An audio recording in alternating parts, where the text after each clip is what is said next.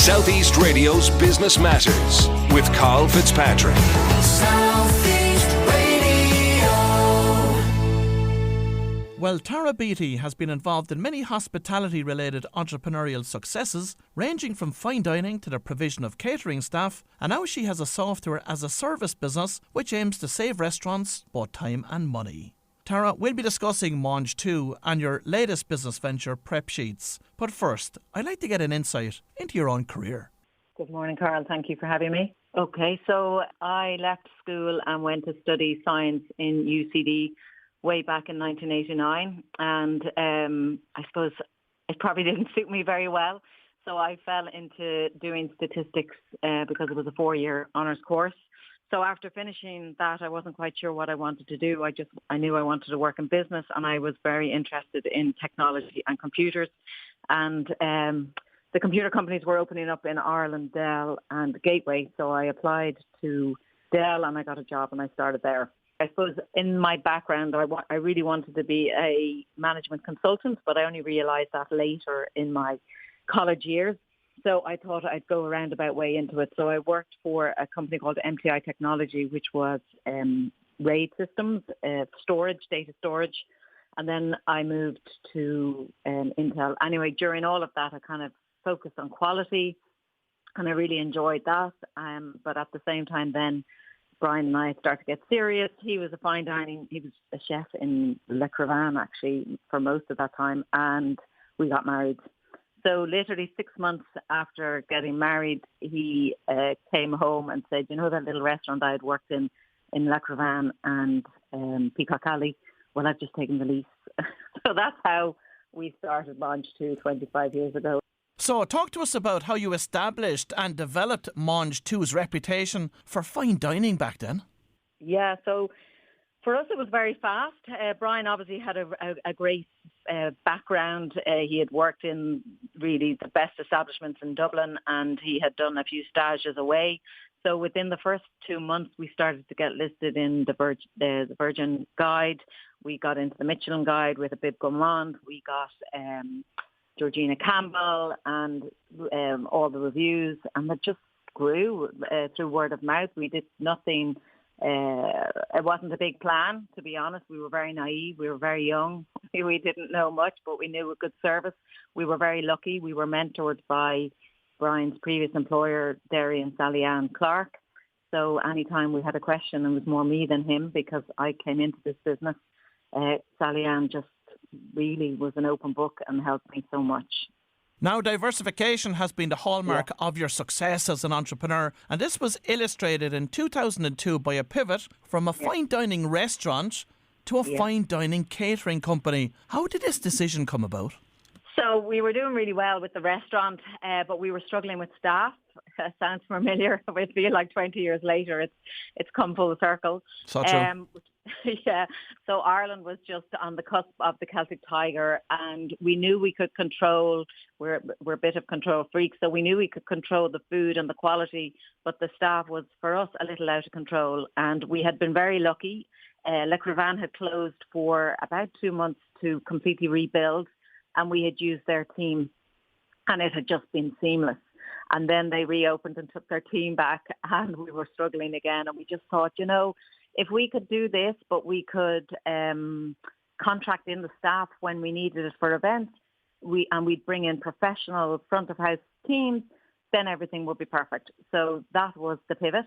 We built a little kitchen down beside Brian's family farm, and we started to do, I suppose I had a little lifestyle vision that it would be, you know, a couple of events here and there, but it soon became a lot bigger than that. So we started literally with smaller events, and each year then the business pretty much doubled as again our reputation grew. We got the contract for Malahide Castle, we then got the contract for Ballymagarvey Village, so by 2009 we were doing up to 100 weddings a year, as well as lots of other catering and corporate events. Then, Tara, 5 years later in 2007, the shift from catering to the provision of professional staff to the hospitality sector resulted in the creation of the Cater Waiter. What level of success did you enjoy with that business? Yeah, so again, that kind of comes back to a problem. So when we opened the caterers, we were going to contract in professional hospitality staff. And what we found in those first few years was there was no company that supplied professional hospitality staff. So we were able to get temporary staff, but they didn't know each other. They didn't know hospitality. And so when we get a team, they weren't really a team. And we're trying to build a team on a night. And in event catering, you've only got one chance. So we decided that we'd set up a specifically targeted hospitality a company that would supply staff for the hospitality business. But we knew that if we set it up because we wanted to supply to our competitors wouldn't use it. So we contacted a few people and we put somebody out front, and basically the company worked with other caterers, but we had like a Chinese wall, so we never discussed the clients or anything like that. And our first contract was a company called Unique Dining, where they had a contract in the city centre. So it actually took off from the start. It was brilliant because we didn't have enough business to keep it as a whole, but it literally went from strength to strength, and we were really, really excited when we actually exited that business into 2021. And after the successful rollout of 5 Simply Irish cafes across Leinster, your latest venture sees you move into software as a service. What is the concept behind Prepsheets, and how do you plan to scale this business? Yeah, so look, Prepsheets goes back to my statistics and background in technology. So when we opened up both our restaurant and then the caterers, a lot of it was we needed a system to manage our recipes. But I'm very much into technology, but Brian wasn't. So we tried to find something that he could use and his team could use, but that it would have all the information necessary for us to get our margins correct, and then in time it came to allergens and managing our waste. We re-implemented it in Mange Tout in 2021, and it saved us 4% in our gross margin, or €84,000. So it basically is a tool that is built from everything we have done in our business, and it is focused on chefs and how chefs work. It maps the recipes to the actual ingredient, so it will then pull all the information from the ingredient. So for every recipe, a chef knows exactly how much it costs, exactly what the portion size is, therefore how much he or she needs to order. And because of the allergen law, we have the allergen information tied to the ingredient, so they know every allergen to keep their customers safe. As a technology company, what is going to be your route to market with this? So we're still quite early stage. We have had funding from Enterprise Ireland. We are doing like hospitality shows. We're doing talks with people. We're going direct. We're using our network. We put out offers on Chef Network, and it's word of mouth as well. Some of our customers have actually come because of other networks that they're in. And talk to us about your international expansion plans for the business. We're currently talking with a customer in Canada. We do have one customer in Belfast, and we do plan to grow in Europe first and then go further afield. English-speaking countries will be easy, obviously, but we will work in other languages. And is there an opportunity here for you to integrate this system with existing systems that are currently being used by restaurants and hotels? That's the big plan. So that's what will be looking for investment to do. We want Prepsheets. My whole goal has always been like things have to talk to things. Nobody wants to do the same job twice. So ideally, yes, we want to be like a little middle tool that will talk to the outputs and the inputs. From your insights into the chefs that have been using Prepsheets to date, where have they identified opportunities for savings? Yeah. So when they were putting it in, it's actually the reviewing of that recipe. So one customer, they have an amazing salad which had prawns in it, and when they were putting in the amount of butter that was used to create that salad, there was 60 grams of butter, which had a huge cost on it. And when they actually sat down and reviewed that recipe, they only needed 15 grams of butter.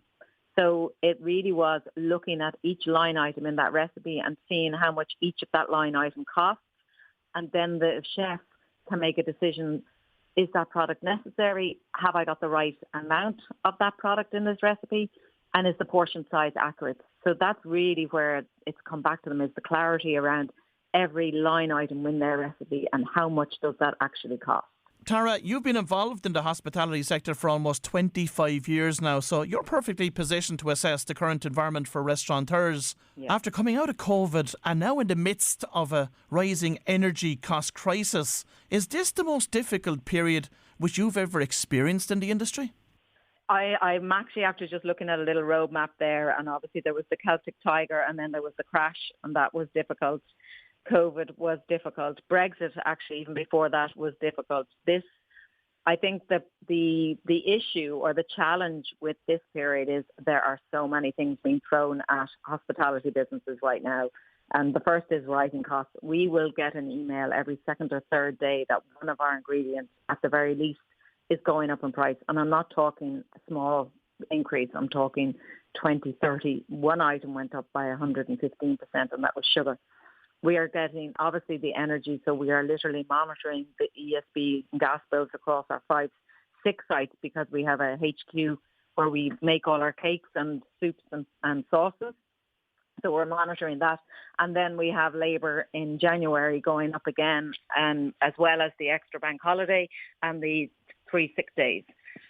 So if we don't get control of our costs across the whole of our service, well, we're just all running ourselves into the ground. It's going to be an even scarier 6 months from January to June of 2023. And finally, as a former participant on the Going for Growth programme, talk to us about your experience and how it has been of benefit to your business. Oh, I know it sounds ridiculous, but it was life-changing. Like, it really was amazing. I joined it in 2013. I'm still in the community, and the network that I have met and I have utilised because of that forum, it's just amazing. So it's just a community of women entrepreneurs who really will help other women entrepreneurs with any challenges that they're facing, or if they can share their network with them, or just, a little bit of positivity if it was needed. Well, if you've just tuned in, that was Tara Beattie from Mange Tout, and we wish her every success with her latest venture, Prepsheets.